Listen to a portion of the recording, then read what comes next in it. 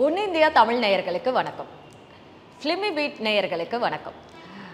90s பாட்காஸ்ட்க்கு உங்கள் எல்லாரையும் வரவேற்கிறேன். சொல்லப்போனால் 90s கிட்ஸ் எல்லாருக்குமே 90s இயக்குனர்கள், நடிகர் நடிகைகள் இவங்க எல்லாரையும் பற்றி நல்லா தெரிஞ்சிருக்கும். நிறைய படங்கள் பார்த்து வளர்ந்துருப்பாங்க. சினிமா லவர்ஸாக கண்டிப்பாக இருப்பாங்க.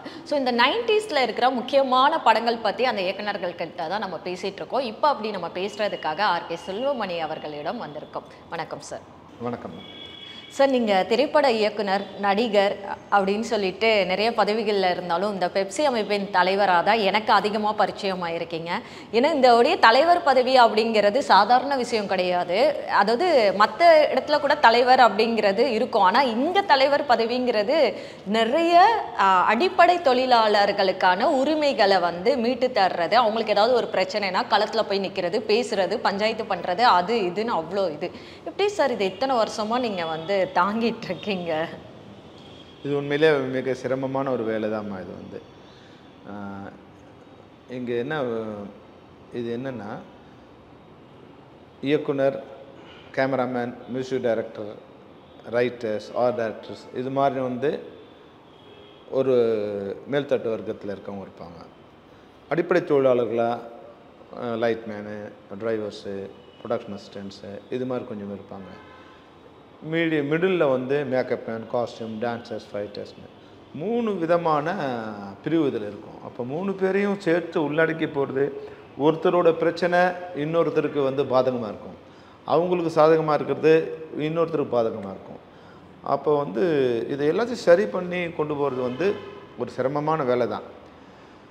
ஆனால் எனக்கு என்னென்னா, நான் ஒரு இயக்குனராக இருந்ததால் எல்லாரையுமே ஒன்றா வச்சு நான் ஒர்க் பண்ணதால், அது மட்டும் இல்லாமல் என்னோடய திரைப்படங்களில் 1000 பேர் 2000 பேருங்கிறது சர்வசாதாரணமாக அவங்க எல்லாருமே நான் படப்பிடிப்பில் பணிபுரியும் போது சேர்ந்து பழகியதால் அவங்க எல்லாருமே எனக்கு பரிச்சயமாக இருப்பாங்க. நிர்வாகத்தில் இருக்கவங்க, இருந்தவங்க. அப்போ அவங்களுடைய பேசிக் பிரச்சனை என்ன அப்படிங்கிறது எனக்கு தெரிஞ்சிடும். ஸோ அப்போ அதை கன்சிடர் பண்ணுறோன்னு தெரிஞ்சாவே அவங்க நமக்கு சுமூகமாகிடுவாங்க. நம்ம ரிஜெக்ட் பண்ணுறோம் அப்படின்னு இல்லாமல் முதல்ல அவங்களோட பிரச்சனைகளை நம்ம கன்சிடர் பண்ணுறோம். அப்புறம் அது எப்படி பண்ணலாம், ஏன் பண்ண முடியாது அப்படிங்கிறத நம்ம அவங்களுக்கு விளக்கி சொல்லும்போது, ஒரு ஜனநாயகபூர்வமாக அதை கொண்டு போகும்போது இது கொஞ்சம் ஈஸியாக இருக்கும். அப்போ அவங்களுக்கு நம்ம மேலே ஒரு நம்பகத்தன்மை வந்துடும். சில விஷயங்களை அவங்க பண்ண முடியலைன்னா கூட அவங்க அக்செப்ட் பண்ணிப்பாங்க. பரவாயில்ல, 100% நம்ம பண்ண முடியாது, 60%, 70%, 80% பண்ணுறாங்கங்கிற ஒரு நம்பிக்கை அவங்களுக்கு ஏற்படுத்தும் போது அவங்க நம்ம மேலே நம்பிக்கை வரும்.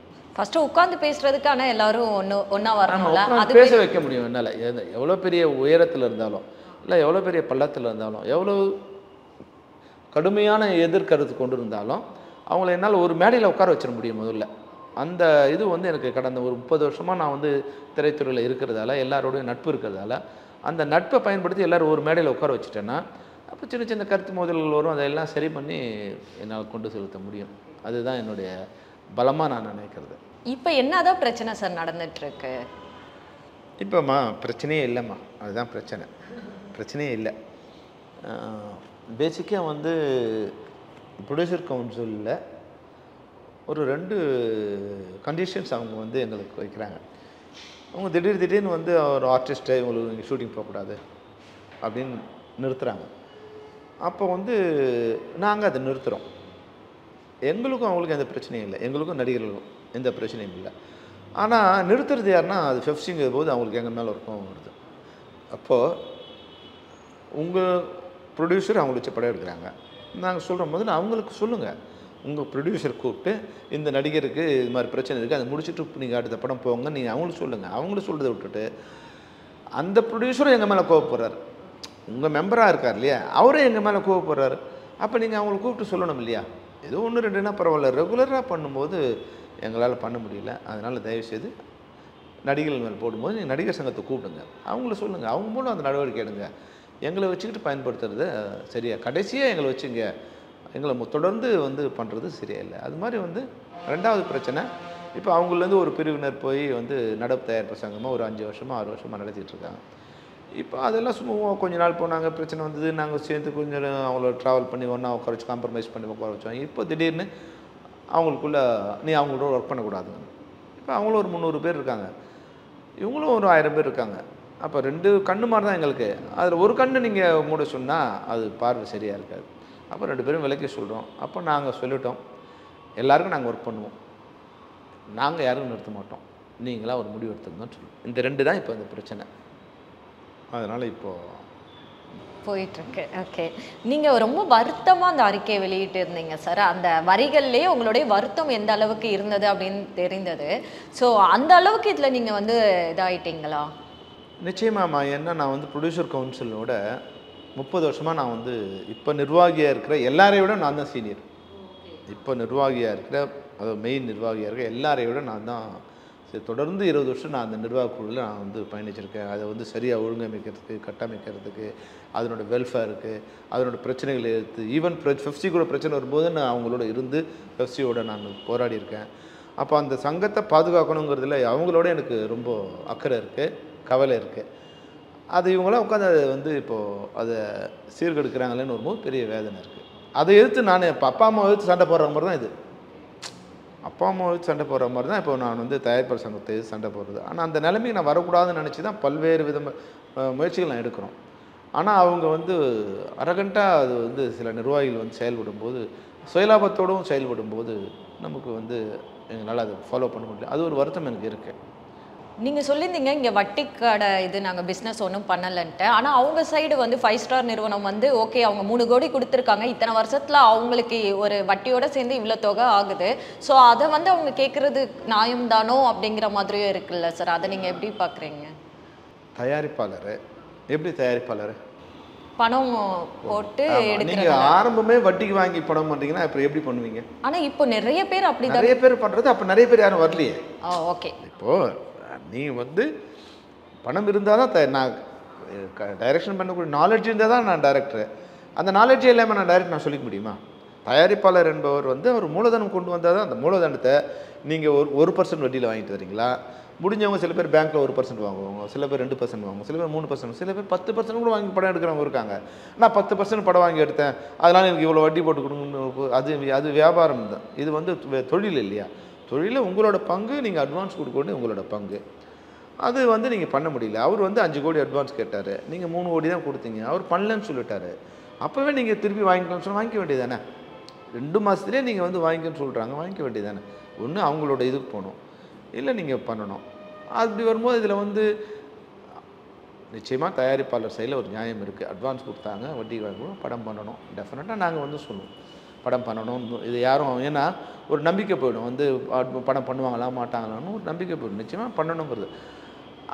ஆனால் வலிஞ்சு நீங்கள் படம் பண்ண முடியாது. அதாவது பாதியில் பிரச்சனை வந்தால் அந்த பிரச்சனையை நம்ம வந்து இது பண்ணலாம். ஆரம்பிக்கிறதுக்கு முன்னாடி பிரச்சனைனா டெஃபினட்டாக அந்த படம் சரியாக வராது. அதுவும் முக்கியமாக ஹீரோஸ்னால் நாங்கள் பெரும்பாலும் வந்து ஹீரோயின்கிட்ட வந்து பிரச்சனை இல்லாமல் முடிக்கிறதுக்கு நாங்கள் ட்ரை பண்ணுவோம். ஏன்னா அவங்க வந்து மன ரீதியாக பாதிச்சிட்டாங்கன்னா அந்த உணர்வு வந்து ஸ்க்ரீனில் வந்துடும். அவங்கள அப்படி வச்சுக்க மாட்டோம். என்ன அவங்க தவறே அவங்க சைடில் இருந்தால் கூட இன்னொருத்தர் நீங்கள் சூப்பராக பண்ணீங்க சொன்னது இப்படி இருந்தால் நல்லா இருக்குமா அப்படின்னு தான் சொல்லுவான். என்ன நீ பயன்றாடி ஒன்றா நடிக்கவே தெரில உனக்கு அப்படின்னு நான் சொல்லிட்டேன்னா அன்னைக்கு நாள் முழுக்க அவங்க நடிக்க முடியாது. என்னை பார்க்கும்போதெல்லாம் அவங்க வந்து கான்ஃபிடென்ட் போயிடும் அவங்களுக்கு. இது ஈகோ கிடையாது, கான்ஃபிடென்ட். இல்லை இது ஈகோ கிடையாது. They are like a child. நம்ம குழந்தைக்கு எப்படி சாக்லேட் கொடுக்குறோமோ, ஒரு குழந்தை நடக்குது, நல்லா விழும் குழந்தை, ஆனால் நம்ம என்ன பண்ணுறோம், சூப்பராக நடக்கிறோமா, நல்லா நடக்கிற அப்படின்னா அந்த குழந்தை நடக்க முயற்சிக்கிறோம். அப்போ நடிகர்கள் வந்து ஒரு 1000 பேர் நடுவில் வந்து ஒருத்தர் வந்து தானாக இல்லாமல் இன்னொருத்தராக மாறி பண்ணும்போது அவங்களுக்கு நம்ம கான்ஃபிடென்ட் கொடுக்கணும், கம்ஃபர்டபுள் கொடுக்கணும். அப்போ தான் அவங்களால நடிக்க முடியும்.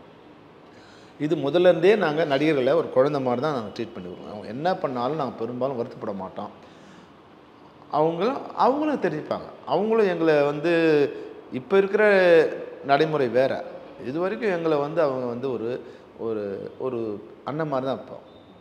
எவ்வளோ இருந்தாலும் சின்ன வயசாக இருந்தால் கூட இப்போ பெரிய நடிகராக இருப்பார். ஆனால் டைரக்டர் சொன்னால் உட்காருனா உட்காரார், நிற்கிறாருனா நிற்கிறார், எப்படி நிற்பார்? நீ யாருன்னு நினச்சாங்கன்னா உட்கார பண்ண முடியாது இல்லையா? அந்த இடத்துல இருக்கிற டைரக்டர் அவன் வயசில் சின்னவனோ பெரியவனோ அப்படி இல்லை, அவன் டைரக்டர். அந்த இதுக்கும் அவங்களும் மைண்டில் வச்சுப்பாங்க. அப்போ தான் நாங்கள் அதை வந்து இது பண்ண முடியும். எப்படி நாங்கள் கேப்டன் ஆஃப் ஷிப் ஆக முடியும்? எங்களோட அதிகாரம் உள்ளவங்களாக இருந்தாங்கன்னா அவங்க மைண்ட் செட் பண்ணிட்டு வந்துடுவாங்க. டைரக்டர் சொல்கிறது கேட்கணும்.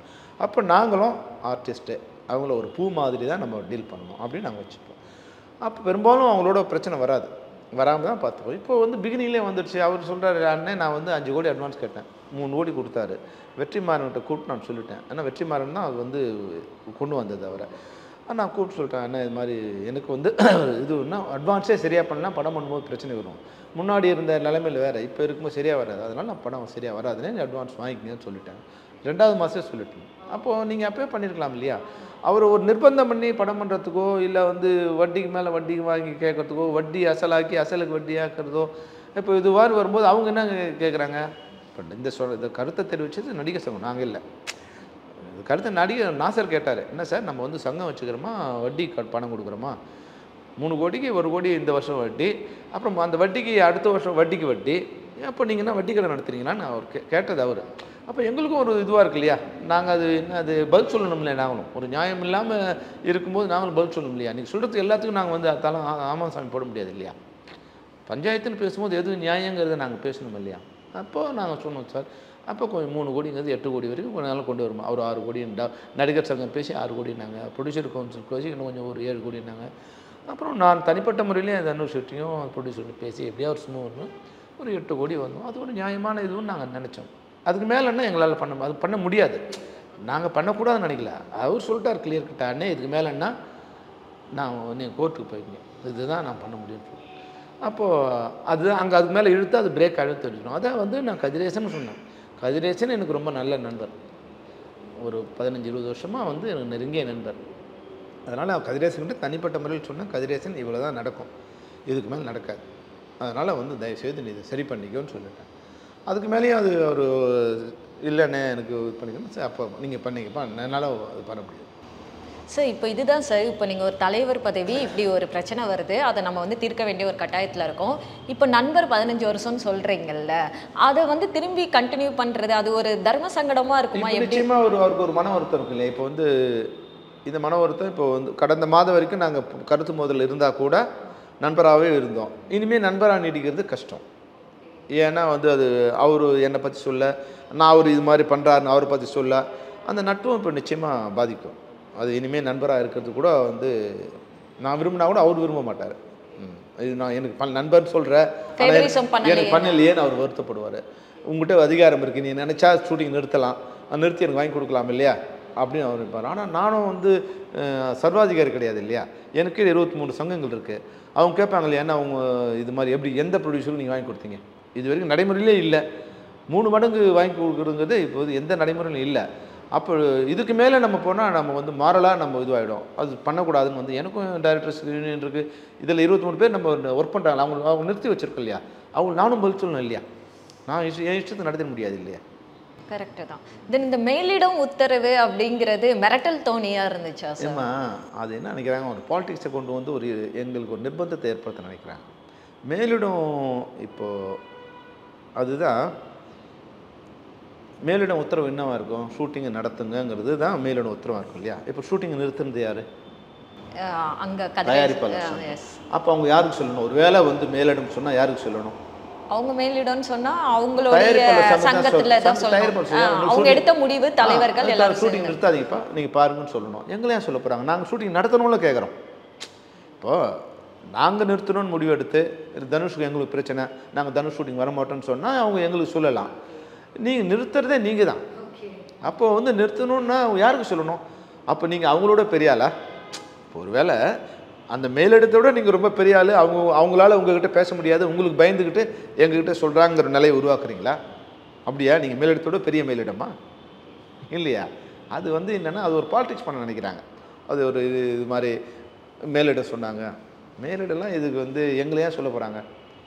மேலிடம் வந்து எங்களை எந்த விதத்துலேயும் வந்து இது வரைக்கும் எங்களை வந்து ஒரு வார்த்தையோடு கூப்பிட்டு எங்களை வந்து இது வரைக்கும் பேசுனது இல்லை. அவங்க சொல்கிற மேலிடம் அதுதான் கேட்குறேன். அந்த மேலிடம்ங்கிறது இங்கே யார் அவங்க யாரை சொல்கிறாங்களோ எங்களோட மேலிடம் யார் தெரியுமாம்மா? கேமராமேன் டைரக்டர் தான் எனக்கு வந்து ப்ரெஷர் கொடுத்தது. எங்கள் இது மாதிரி ஷூட்டிங் வந்தீங்கன்னா அவங்க போயிட்டாங்க எல்லோரும்.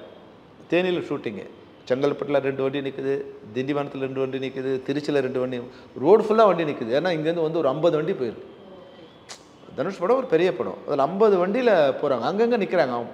நம்மளை மீறி போனால் அவங்க ஆக்ஷன் எடுப்போம். நம்ம திரும்பி வர்றதா நிற்கிறதா 24 ஹவர்ஸ் ஒருத்தர் ரோட்லேயே இருக்காங்கம்மா. எனக்கு ப்ரெஷர் இருக்குமா இல்லையா? ப்ரெஷர். அப்போ நடிகர் சங்கம் நடத்தி ஆகணுங்கிறாங்க. இப்போ அவங்களையும் நான் கன்வின்ஸ் பண்ணுவோம், இல்லை நீங்கள் எப்படி நிறுத்த முடியும், நீங்கள் நடத்துங்க ஷூட்டிங்கிறாங்க. இப்போது அதனால் உடனே அவங்களையும் வர வச்சு இவங்க கூப்பிட்டு அவங்க வரலங்க. நாங்கள் சரி சார் நீங்கள் வாங்க கவுன்சில் உட்காந்து பேசுகிறோம். அப்போது என்னோடய மெம்பர்ஸ் வந்து 2 நாளாக ரோட்லேயே நிற்கிறான். தேனியில் இருக்கிற ஒரு 300 பேர் இருக்கான். அவன் அங்கேயே உட்காந்துருக்கான், வேலைக்கு போகலாமா இல்லையா. ப்ரொடியூசர் என்ன பண்ணுவார், நீ வேலைக்கு வரல நான் சோறு போட மாட்டேன்னு. சம்பளம் கட்டாகும், சம்பளம் போடணும்னா பரவாயில்ல, சாப்பாடு கூட நிறுத்துவாங்க. நீங்கள் வாங்க வேலைக்கு வாங்க சார், சாப்பாடு போடணும். நான் ஹோட்டலில் வந்து சாப்பாடு போடுவாரேன் அவர். இப்போ பல்வேறு விதமான ப்ரெஷர். இதுதான் எங்களோட ப்ரெஷர். எனக்கு இருக்கிற அழுத்தம் நான் சொல்கிறது வந்து எங்கள் யூனியனில் இருக்கும். நான் கிளம்பலாம் பரவாயில்ல, கிளம்பிட்டாங்க. அவங்கள எவ்வளோ நான் இன்றைக்கி ஹோல்ட் பண்ண முடியும். ஆனால் இந்த பெப்சி தலைவராக மற்ற இயக்குநர்கள் இருந்ததை விட நீங்கள் சந்திக்கிறது ரொம்ப அதிகமாக இருக்குன்னு தோணுது சார். இதை வந்துமா அவங்க எல்லோரும் அப்படியே அதை அப்படியே வழிநடத்தி போயிட்டாங்கம்மா. நான் இதை வந்து சீரமைக்குன்னு நினைக்கிறேம்மா. இதை என்னோடய மெம்பர்ஸுக்கே என் மேலே நிறைய வருத்தம் கொஞ்சம் இருக்குது. நம்ம இப்படி தான் பண்ணணும், நம்ம பிளான் எல்லாம் பண்ணக்கூடாது, நம்ம தான் மெயின் ப்ரொடியூசர்ஸு, நம்ம இது மாதிரி பண்ணால் 30% 40% செலவு கட் பண்ணலாம். அப்போ ப்ரொடியூசருக்கு வந்து பிளான் எல்லாம் போகாதீங்க, 1.5 கோடின்னு சொல்லிட்டு வந்து 4 கோடி ஆக்குறீங்க நீங்கள், இது மாதிரி பண்ணால் ப்ரொடியூசர் எங்கே பணம் கொண்டு வருவாங்க. இது மாதிரி பல்வேறு விதமான கட்டுப்பாடுகளையும் சுய ஒழுக்கங்களையும் நான் என் மெம்பருக்கே கொண்டு வரேன். அது அவன் சொல்கிறான், அது ப்ரொடியூசர் பண்ண வேண்டிய வேலையை நீ ஏன் பண்ணுறேன்னு கேட்குறான் என்ன. அப்போ நான் அவங்களுக்கு என்ன சொல்கிறேன்னா, இந்த இண்டஸ்ட்ரி ப்ரொடியூசருக்கானது இல்லை. இப்போ நான் இதில் வந்து 40 இயர்ஸ் ஆச்சுமா. 85ல் நான் வந்தேன். இப்போ 2025 40 இயர்ஸாக நான் இருக்கேன். ஆனால் எந்த ப்ரொடியூசரும் 40 இயர்ஸாக இதில் இருக்காங்களான்னா பார்த்தீங்கன்னா ரொம்ப கம்மி. இப்போது கவிதாலயா இது மாதிரி இருக்கவங்க தான் இருக்காங்களே தவிர 40 இயர்ஸாக எந்த ஆனால் எங்கள் இருக்கும் 80% 30லேருந்து 50 வருஷம் இருக்கவங்க இருக்காங்க. அப்போ இந்த இண்டஸ்ட்ரி அவங்களுது இல்லை, இது நம்மளுது. அப்போ இது ஒழுங்காக நம்ம சீரமைக்கணும், ஒழுங்காக பாதுகாத்தோமா நம்ம தான் இதில் வந்து பெனிஃபிஷரி. அவங்கங்கிறவங்க வந்து இன்வெஸ்டர் தான், அவங்க பாவம். அதனால் நம்ம ஒழுங்காக இருக்கணும்னு வந்து இப்போ கொண்டு வரும்போது எங்கள் சைட்லேருந்து பிரச்சனை வருது. அது அப்போ அதுபோல் அவங்களையும் நம்ம பிளான் பண்ண சொல்கிறோம். பிளான் பண்ணாமல் வராதிங்க, பிளான் பண்ணிவிட்டு வாங்க. இன்றைக்கி கடைசி ரூபாய் வரைக்கும் தயாரிப்பாக தான் கொடுக்கணும். அப்போ அதுக்கு ரெடி பண்ணிட்டு யாரும் உங்களை ஏமாற்றி கொண்டு வருவாங்க. ஒரு வேலை பண்ணுறேன்னு சொல்லுவான், இங்கே வந்த பிறகு 4 ரூபாய் ஆக்குவான், நீ தான் கஷ்டப்பட போகிற. இப்போது ஒரு ப்ரொடியூசர் பாவம் தான், எனக்கே பாவமாக இருக்கார். நான் 1.5 கோடின்னு சொல்லி ஒரு டைரக்டர் அவர் கொண்டு வந்துட்டார். அவர் வந்து 4 கோடி இன்றைக்கி பட்ஜெட் ஆகிடுச்சு. அவர் 390 செலவு பண்ணிட்டார். 10 லட்ச ரூபா தான் அவர் பேலன்ஸு. ஆனால் அவர் வந்து அந்த 10 லட்சத்தை கொடுக்க முடியாமல் கஷ்டப்படுறாரு, இல்லை அவமானப்படுறாரு. அந்த அவமானம் நீ முதலே சார் அவர் யாருன்னா டைரக்டர், அவர் ஃப்ரெண்டு. ஓகே, என் ஃப்ரெண்டுக்காக படம் பண்ணேன் சார். ஃப்ரெண்டுக்காக 1 கோடி கொடுத்து விடியா, இப்போ உனக்கு 4 கோடி பிளாக் ஆகி நிற்குது இல்லையா. இப்போ இவனுக்கு எந்த பிளானும் இல்லை. பிளான் பண்ணி வான்னு சொன்னால் அவருக்கு என் மேலே வருத்தம், பிளான் பண்ணிவிட்டு நம்ம ஷூட்டிங் போகணுன்னு சொன்னால் என் மெம்பருக்கு என் மேலே வருத்தம். இதை சீரமைக்க நினைக்கிறதால வர முயற்சி. இன்றைக்கி வந்து எங்கள் மெம்பர் எல்லாருக்குமே எம்ப்ளாயிஸுங்கிற ஒரு ஸ்டேட்டஸ் வரணுங்கிறதுக்கு ஒரு பெரிய முயற்சி எடுத்துருக்கோம். அது யாருக்கு 90% கிராஸ் பண்ணி வந்துட்டோம். அவங்க வந்து ப்ராவிடென்ட் ஃபண்ட்லேருந்து, இஎஸ்சிலேருந்து, கிராஜுவேட்லேருந்து எல்லாமே கிடைக்கிறதுக்கு உண்டான ஒரு வழியை நம்ம ரெடி பண்ணுறோம். இப்போ இதில் சின்ன சின்ன பிரச்சனை இருக்குது. இப்போ இவங்களுக்கும் வருத்தம் இருக்கும், அதை சரி பண்ணி கொண்டு போகணும். எப்படி குழந்தைக்கு மருந்து கொடுத்தா குடிக்காது தான், அதனால் ஒரு தாய் தந்தையாக இருந்தால் விட முடியாது இல்லையா. அது மாதிரி என் மெம்பருக்கு என் மேலே சில பேருக்கு வருத்தம் இருக்குது. அதெல்லாம் அந்த வருத்தம், நீங்கள் இந்த மருந்தை குடிச்சு தான் நம்ம எம்ப்ளாய்ங்கிற ஸ்டேட்டஸில் இருந்து தான் ஆகணும் அப்படின்னு சொல்லி நம்ம கொண்டு போகணும். அதனால் சில வருத்தங்கள் என் மேலே வர வாய்ப்பு இருக்குது. சரி, உங்களுடைய கணிப்பெண் கவனத்தில் எந்த ப்ரொடக்ஷன் கம்பெனி குட் ஓகே அப்படின்னு நீங்கள் சொல்லுங்கள்? எல்லாரும் குட் தான். Nobody is bad, everybody is good. இன்றைக்கி இண்டஸ்ட்ரியோட சிச்சுவேஷன் பேட். அவங்க டுகெதர் எல்லோரும் ஒன்றா இருந்தாங்கன்னா they can rule the industry. Produce why because FEFSI is dominating. Why because they are together. எங்களுக்கு என்ன ப்ராப்ளம் வந்தாலும் எங்களுக்குள்ள பிரச்சனை இருக்கலாம், ஒரு சங்கத்து பிரச்சனை வரும். ஆனால் ஒரு பிரச்சனைன்னும்போது நாங்கள் வந்து ஒன்றா நிற்கிறோம். அப்போ எங்களை அந்த ஒற்றுமை தான் பாதுகாக்குது. ஆனால் தயாரிப்பாளர் சங்கம் இன்றைக்கி ஏறக்குறைய 7 அமைப்புகள் இருக்காங்க. அதுதான் கேட்க வந்தேன். அது வந்து அது not because of Selvamani, not because of somebody else, because of them self. அவங்க ஒன்றா இருந்தாங்கன்னா எவ்வளோ பெரிய ஆளாக இருந்தாலும் அவங்களோட கீழே தான் நிற்கணும். ஏன்னா இத்தனை சங்கம் தயாரிப்பாளர் இதுலேயே இல்லை இருக்கு. அவங்க ஒரே அமைப்பாக இருந்தாலும் வச்சுங்க, அவங்கள யாரும் ஒன்றும் பண்ண முடியாது. தே கேன் ரூல் த இண்டஸ்ட்ரி. ஆனால் இப்போது அது மாதிரி இல்லை. அது மாதிரி இல்லாததால் சிரமம். நான் அதை சொல்கிறேன் அவங்களுக்கு. அதை வந்து அவங்களே ஒருத்தர் அழிச்சுக்குன்னு நினைக்கிறாங்க. நான் அவங்க பிரிஞ்சிருந்தால் எங்களுக்கு நல்லது, நாங்கள் ரூல் பண்ண முடியும். ஆனால் நான் அப்படி நினைக்கல. நீங்கள் நல்லா இருந்தால் இண்டஸ்ட்ரிக்கு நல்லது. நீங்கள் எல்லோரும் ஒன்றா இருங்க. அது ஒன்றா இருந்து எல்லோரும் ஒரு அட்லீஸ்ட் ஃபெடரேஷனாக இருங்க. ஒரே அமைப்பாக இருக்க முடியலன்னா ஒரு ஃபெடரேஷனாக இருங்க, ஒரு கான்ஃபெடரேஷனாக மாறிக்குங்க. எல்லோரும் உட்காந்து பேசி என்னான்னு பண்ணலாம் முடிவு எடுத்துங்க. உங்கள் வீட்டு இப்போ தனி கொடுத்து நடத்துகிறோம், ஒரே வீட்டுக்குள்ளே இருக்கல, ஒரே வீட்டுக்குள்ளே அடிச்சுக்கிறோம், ஆனால் தனித்தனியாக இருக்கலாம், ஆனால் டுகெதராக இருக்கலாம். நம்ம குடும்பத்துக்கு ஒரு பிரச்சனை போது 7 பசங்களை ஒன்று சேர்ந்தாங்கன்னா எதிரி பயப்படுவான். நீங்களே ஒரு அண்ணனை ஒரு தம்பி அடிச்சுக்கிறது அது மாதிரி இருக்காதீங்கன்னு நம்ம சொல்லியிருக்கோம். அது அவங்க தான் முடிவெடுக்கணும். சார், பல வருடங்களுக்கு அப்புறம் உங்களுடைய குருநாதர் மணிவண்ணன் அவர்களை மதகத ராஜா படத்தோடைய ஸ்க்ரீனில் பார்த்தீங்களா? பார்த்தேன். எப்படி இருந்துச்சு உங்களுக்கு? Is always rocking king. Is always எப்போவுமே மணிவண்ணன் வந்து ஹீஸ் த பெஸ்ட். அது நடிகனாக இருந்தாலும் சரி, தயாரிப்பாளராக இருந்தாலும் சரி, இயக்குனராக இருந்தாலும் சரி, இல்லை மனிதனாக இருந்தாலும் சரி, டிரைவராக கூட ஒரு வண்டி ஓட்டினா இஸ் த பெஸ்ட் டிரைவர். அவர் மாதிரி யாரும் வண்டி ஓட்ட முடியாது. டைரக்டராக இருந்தாலும் அவர் மாதிரி இஸ் த பெஸ்ட் டைரக்டர் என்னை பொறுத்த வரைக்கும். என் குருவாக இருக்கிறதால் சொல்லலை, எல்லாரோடும் மிகச்சிறந்த இயக்குனர் அவர். அது சரியாக அவர் வந்து தன்னை வடிவமைச்சுக்கல. ஒவ்வொருத்தர் தங்களை பில்டப் பண்ணுறதுக்கு, தங்களுடைய கேரக்டரை ஸ்ட்ரக்சர் பண்ணுறதுன்னு இருக்குது. அதுதான் அவர் பண்ண மிஸ்டேக்கை தவிர இஸ் த பெஸ்ட். அது மாதிரி வந்து மதகத ராஜாவில் வந்து பண்ணும்போது அந்த படம் வெற்றி அடையிறதுக்கு மனோபலாவும் மணிவண்ணனும் ஒரு முக்கிய காரணம். சுந்தர் வந்து சரியாக அவங்க 2 பேரையும் மற்ற எல்லாரோடையும் இவங்க தான் வந்து அதில் வந்து காயினாக இருக்காங்க என்ன தெரிஞ்சுக்கிறேன். Okay sir. சார், இப்போ இத்தனை வருஷமாக 40 வருஷம் வந்து நீங்கள் வந்து சினிமாவில் இருக்கீங்க, பல பதவிகளில் இருந்திருக்கீங்க, தயாரிப்பாளராகவும் நீங்கள் இருந்திருக்கீங்க. ஸோ நெருங்கிய நண்பர்கள் இப்படி இருக்கிறவங்கெல்லாம் உங்களை விட்டு பிரிஞ்சு போகிற அந்த துயரம் வந்து உங்களுக்கு எப்படி சார் இருக்கு? என்னை விட்டு பிரிய மாட்டாங்கம்மா. என்னை விட்டு மேலே கருத்து மேலே கோபம் வரும், ஆனால் என்னை விட்டு யாரும் பிரிய மாட்டாங்க. இந்த 40 வருஷத்தில் எனக்கு எதிரின்னு யாருமே வர மாட்டாங்க. அந்த நேரத்தில் கருத்து நிறைய பிரச்சனை வரும். ஆஃப்டர் சம்டைம்ஸ் அவங்க ரியலைஸ் பண்ணுவாங்க. ஏன்னா என்னுடைய யுத்தம் எல்லாமே நியாயத்தின் அடிப்படையில் தான் இருக்கும். அந்த நேரத்தில் அவங்களுக்கு வந்து கஷ்டம் இருக்கிறோம் தவிர after some time they will realise. அதனால் இந்த 40 வருஷத்தில் என்னை விட்டு பிரிஞ்சு போனவங்கன்னு யாரும் இல்லை.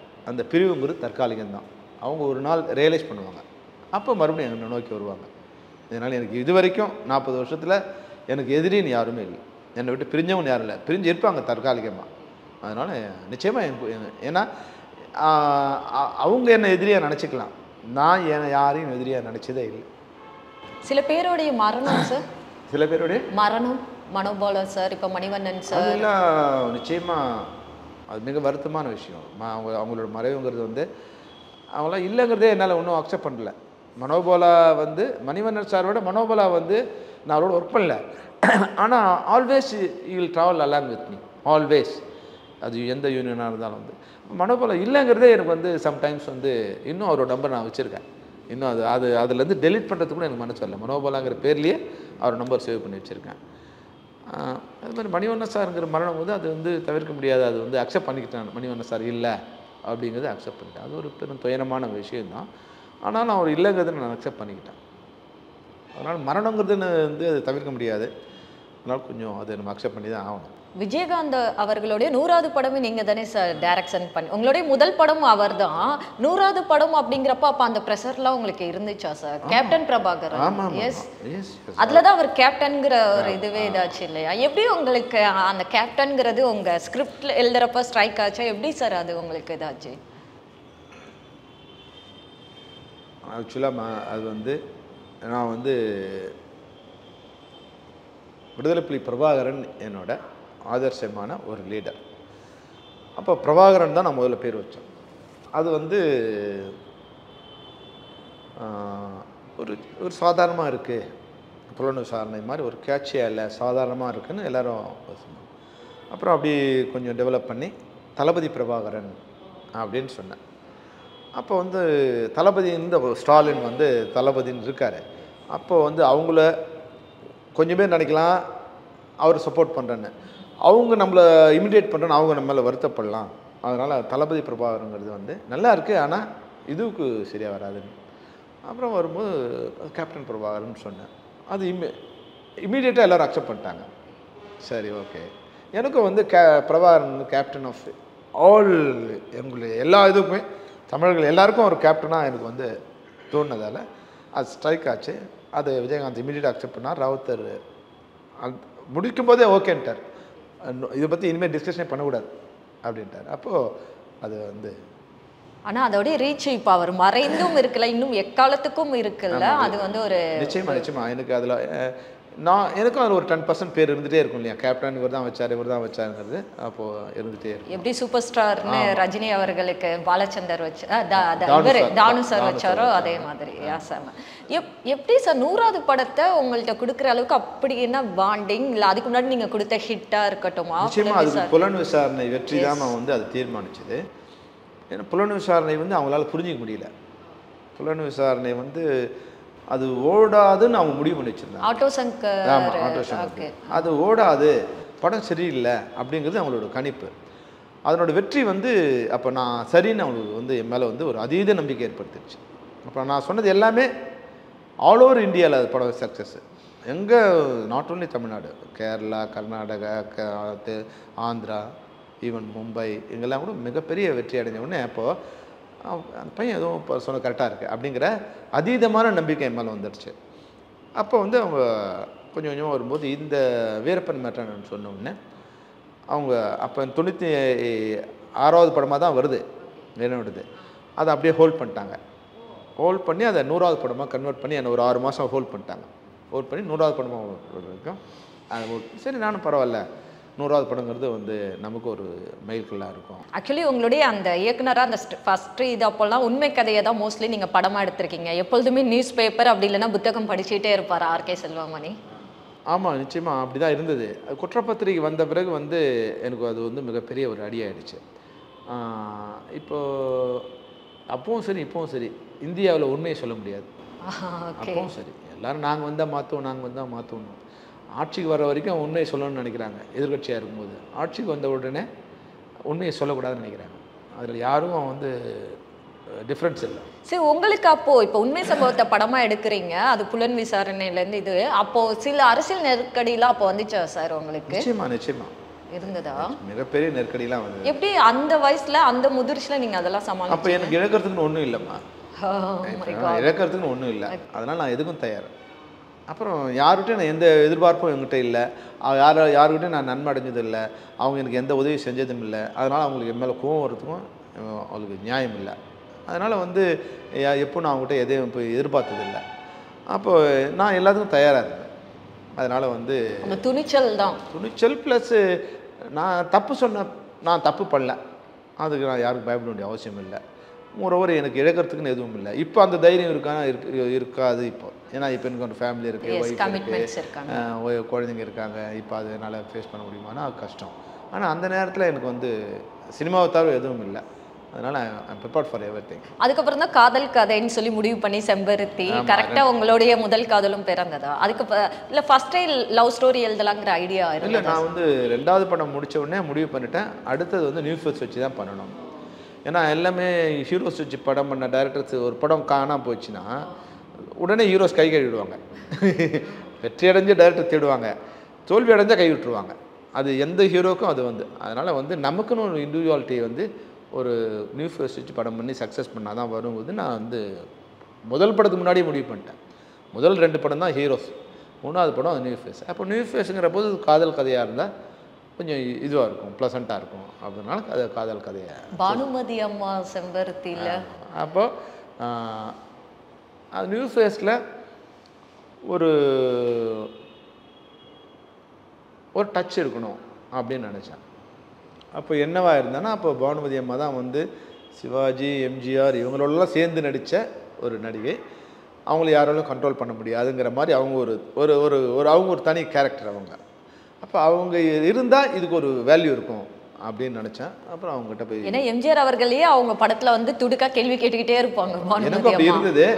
ஆனால் வந்து நான் போகும்போதே நான் வந்து அவங்களுக்கு சரண்டர் பண்ணிட்டேன். பிகாஸ் அவங்களுக்கு நான் ஒன்றும் நான் நினைக்கல. ஷீஸ் எ லெஜண்ட் அப்படின்னு நான் மைண்ட்லேயே எடுத்துக்கிட்டேன். அப்போ நான் உள்ளே போகும்போதே அவங்க அம்மான்னு தான் கூப்பிட்டேன். நான் அவங்களும் என்னை ஒரு மகன் மாதிரி எடுத்துக்கிட்டாங்க. அதனால் வந்து முதல்ல வந்து சொல்லிட்டாங்க, செல்வமணி நான் 9 to 6 மேலே என்னால் ஒர்க் பண்ண முடியாது, என் உடல் ஒத்துழைக்காது. உங்கள் படங்களை பார்த்தேன், நீங்கள் எப்போ பார்த்தாலும் நைட்டில் தான் ஷூட் பண்ணுவீங்கன்றாங்க. அதனால் என்னால் பண்ண முடியாது. அம்மா நீங்கள் நைட்லேயே பண்ண வேணாம்மா, 5 நாள் மட்டும் நைட்டு, அதுவும் 9 வரைக்கும் தான்மா பண்ணணும், அது மேலே வேண்டாம்மா. அதனால் ஒத்துழைக்காதுன்னு சொன்னாங்க. சம்டைம்ஸ் வந்து எனக்கு நைட் 2 மணி நேரம் கூட ஒர்க் பண்ணியிருக்காங்க. 5 நாளுங்கிறது வந்து ஒரு 12 நாள் ஒர்க் பண்ணாங்க, நைட்டில் கூட ஒர்க் பண்ணாங்க. அப்புறம் எனக்கு கன்வீனியன்ட் ஆகிட்டாங்க. அவங்களுக்கு என் மேலே ஒரு அன்பும் நம்பிக்கையும் வந்தது. அதனால் வந்து அவங்க அது ப்ராப்ளம் இல்லை எனக்கு. Okay fine sir. இப்போ நீங்கள் வந்து வியக்கிற இயக்குனராக யாரை சார் சொல்கிறீங்க? ஏன்னா நீங்கள் வந்து லவ்லையும் சரி, த்ரில்லர், தென் உண்மை சம்பவம் வைத்தேன்னு சொல்லிட்டு உங்களுக்கு மாபெரும் ஹிட் கொடுத்த ஒரு இயக்குனர். இப்போ வந்து நிறைய இயக்குனர்கள் இருக்காங்க, நிறைய பேர் இருக்காங்க. நான் ஒருத்தர் சொல்ல முடியாது. இப்போ வந்து அப்போ வந்து எனக்கு ஏஆர் லிங்குசாமின்னா வந்து ஒரு லிங்குசாமி ஒரு அழகியலான ஒரு ராஜ் கபூர் மாதிரி ஒரு அழகியல் டைரக்டர். ஏஆர் முருகதாஸ் என்னோடய படங்களை பார்க்குற மாதிரி அப்போ அவங்க இருந்தாங்க. அதுக்கப்புறம் வரும்போது இப்போ வந்தீங்கன்னா இப்போ வந்து நெல்சனோட படம் வந்து அந்த டாக்டர் வந்து எனக்கு ரொம்ப பிடிச்சது. டாக்டர் அது இப்படி கூட பண்ண முடியுமா, இதை வந்து நம்ம பண்ண முடியுமா அப்படிங்கிறது வந்து பிளாக் காமெடி. அது இப்படிலாம் இது மாதிரி எப்படி யோசிக்க முடியும், ஒரு ஒரு இது மாதிரி நம்ம கற்பனையோட பண்ண முடியாது அப்படிங்கிற மாதிரி இருந்தது. அப்புறம் லோகேஷோட அது மாநகரம் கைதி அது வந்து ஒரு ஒரு ஒரு சீரியஸ் ஒரு விஷயத்த ஒரு சீரியஸாக எப்படி வந்து இன்னொன்று மாநகரம் ஃபுல்லாகவே நைட் ஷூட் தான் மோஸ்ட்லி இல்லையா? அதை நம்ப கைதிங்கிறத வந்து நம்ம அது நம்பவே முடியாது. நீங்கள் கதையாக சொல்லும்போது நம்ப முடியாது. ஆனால் அது படம் பார்க்கும்போது ஒரு பயத்தை ஏற்படுத்தின விதம் இருக்கு இல்லையா? அப்போ லோகேஷ் அது இது வந்து லோகேஷ் படத்தை இவன் நெல்சன் படத்தை விட நெல்சன் இவன் நம்ம அனிருத் வச்ச ஒரு ப்ரோமோட் பண்ணியிருந்தான் இல்லையா? டெஃபினட்டாக அது ஒரு புதுசான ஒரு விஷயமா இருந்தது. அவங்ககிட்டே சொன்னேன், இப்போ கதை பண்ணுறதை விட அனிருத்தே வச்சுக்கிட்டு அது ஒரு இதுவாக பண்ணது. நீ கான்சர்ட்லாம் போக பாஸ்போர்ட்டை கொடுறாங்கிற மாதிரி இருக்கு இல்லையா? ஒரு ஃப்ரெண்ட்ஷிப்பை எப்படி வந்து சினிமாவே காமிக்காமல் ஒரு சினிமா காமிக்கிற மாதிரி இருந்தது இல்லையா? அந்த ஐடியா எனக்கு ரொம்ப பிடிச்சது. ஸோ இப்போ எல்லாருமே இப்போது இந்த ரப்பர் பந்து படம் பச்சைமுத்து இட்ஸ் கிரேட். அந்த ஒரு விஷயத்தை எதிராளிக்கும் வலிக்காமல் ஒரு ரொம்ப சீரியஸான விஷயம், உள்ளுக்குள்ளே ஜாதியெலாம் இருக்குது, எதிராளிக்கும் வலிக்காமல் அவங்களுக்கு மேக் தம் டு அண்டர்ஸ்டாண்ட் இருக்கு இல்லையா? அது வந்து அந்த படம் வந்து எனக்கு ரொம்ப பிரம்மாண்டமாக இருந்துச்சு. சின்ன படமாக இருந்தால் கூட எனக்கு பிரம்மாண்டமாக இருந்தது. அப்புறம் பிஎஸ் ஸ்மித் இரும்பு திரை பார்க்கும்போது இப்போது ஒன்றே என்னென்னா அவங்க வந்து கொஞ்சம் பிளான் பண்ணி இப்போ அந்த அந்த கட்டுப்பாட்டுக்குள்ளே வந்துட்டாங்கன்னா பிரம்மாண்டங்கிறது வேறு. அந்த ஒரு ஆள் இது ஒரு பலூன் தான், அது உடையிறதுக்கு வரைக்கும் தான் ஊதணும். அது வரைக்கும் அதுதான் அவங்க சகோதரர்களாக நாங்கள் கொடுக்க விரும்ப அட்வைஸ் என்னென்னா அவ்வளோதான். அது எவ்வளோ ஸ்ட்ரெச் பண்ண முடியும் அதுக்கு மேலே அதை ஸ்ட்ரெச் பண்ணாமல் அந்த அழுத்தம் கொடுத்தா அது உடைஞ்சிடும். உடையாமல் அது வந்து அந்த விரிவடையாமல் பார்த்துக்கிட்டா அது வந்து நல்லாயிருக்கும்.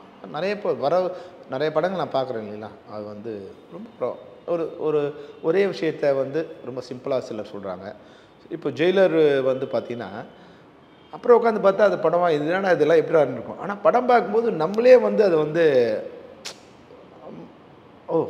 சூப்பர். ஒரு ஆர்டிஸ்ட்டை 2 நாள் தான் பயன்படுத்துகிறாங்க, ஆனால் படம் முழுக்க அவங்கள பற்றி பேசிகிட்டே வராங்க. சிவராஜ் என்னோட கிளாஸ்மேட், எனக்கு நல்ல நண்பர். ஃபிலிம் இன்ஸ்டியூட்டில் அவருக்கு. ஆனால் அவன் நடித்தது ஏதோ 2 நாள் தான் இருக்கணும்.